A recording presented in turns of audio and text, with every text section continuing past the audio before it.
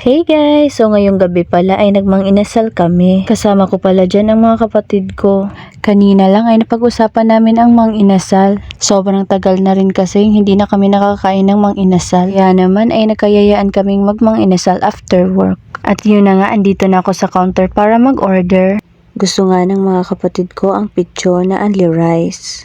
Paan naman yung para sa akin?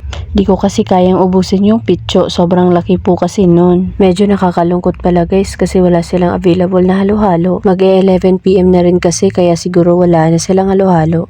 So waiting na po pala kami dyan sa food namin. Nag-only rice pala kaming 3. At yun na nga, andito na yung order namin. Nag-order na rin pala ako ng barbecue para naman hindi mauumay sa manok. Spicy nga pala yung para sa kanilang dalawa. Nag-add lang ako ng 7 pesos. At sobrang excited na nga nilang kumain. Nagdilata lang kasi kami nung dinner. Para talagang sulit ang only rice. 11 PM na rin kasi yan kaya gutom na talaga. 10 PM kasi yung sarado namin sa tindahan. At naghanap talaga kami namang inasal na 12 AM pa ang sarado. Kadalasan kasi hanggang 10 PM lang. Buti na lang at nakahanap kami at sobrang lapit lang din sa amin. At yun na nga, nakahanda na yung food namin at kakain na kami. At gulaman lang din pala yung available nila na drinks. Sabi pala nung isa kong kapatid wala daw kaming kutsara at sabi ko naman magkamay kasi tayo. Mas masarap kasi talaga kapag nagkakamay. Tapos na rin pala kami nagugas ng kamay niyan kaya ready na kaming kumain. Inuna ko pala talaga ang barbecue.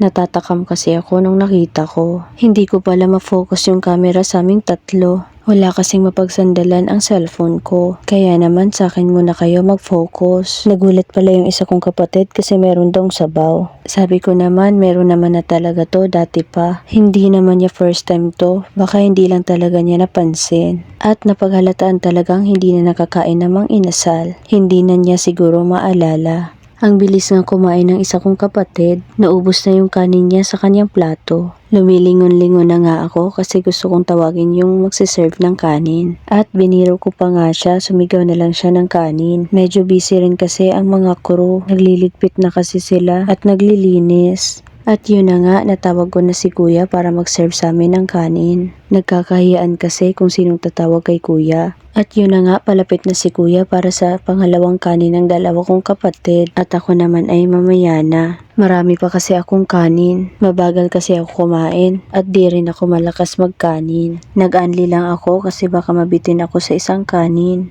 35 pesos lang din naman ang lamang nila sa hindi unli. Habang kumakain pala kami ay may napapansin yung kapatid ko. Spicy kasi yung in-order ko sa kanila pero hindi daw maanghang yung chicken. Sabi ko naman kaya siguro binigyan tayo ng maraming sili. Baka nga siguro naubos na ang spicy. Pasarado na rin kasi sila. Buti na lang talaga 7 pesos lang ang additional ng spicy. Hinanap ko na naman nga si kuya. Ubos na kasi ang kanin ng mga kapatid ko. At paubos na rin ang akin. At dahil nga ay wala pa si kuya, magpapak na lang muna kami ng chicken. Nagwawalis pa kasi siya sa hagdanan. Konti lang kasi silang mga crew na natira. At andyan na nga si kuya. Kumuha pa siya ng kanin sa loob. Naubos na kasi ang kanin sa kanyang lagayan. At tuwang-tuwa na nga ang mga kapatid ko dahil palabas na si kuya. Ilang minutes na rin kasi silang nag-aantay. Kaya naman sabi ng isa kong kapatid, 2 serve na yung sa kanya. Bali pang 4 na kanin na yung sa kanya. Pangatlo naman sa isa kong kapatid at pangalawa naman yung akin. At habang kumakain nga kami ay may napapansin ako sa isa kong kapatid. Namumula kasi ang mga mata niya. Kaya naman tinanong ko kung bakit namumula. At sabi nga niya inaantok na daw kasi siya. Wala pa kasi siyang tulog at anong oras na rin. Maaga kasi ang pasok niya sa school. At pag uwi nga niya ay pinapapasok siya sa tindahan. Masipag din kasi ang kapatid kong to. At yun na nga, patapos na kaming kumain, sobrang laki na ng tiyan ko. Ganyan pala yung forma ko habang kumakain, parang nasa bahay lang. At bumaba na nga kami para maghugas ng kamay. Hinahanap na nga namin yung sabon. Kaya naman natatawa na lang kami dahil wala na pala silang sabong natira. Buti na lang at may hand sanitizer pa. Bumalik pala ako sa counter para mag-order ng take-out. Nagpapabili kasi ang ate ko ng palabok. At yun na nga, lumabas na kami para umuwi na. Nagbike lang pala ang isa kong kapatid. Hindi kasi pwedeng dalawa sakay ng motor. At wala pa siyang lisensya kaya di makakadala ng motor. Underage pa kasi.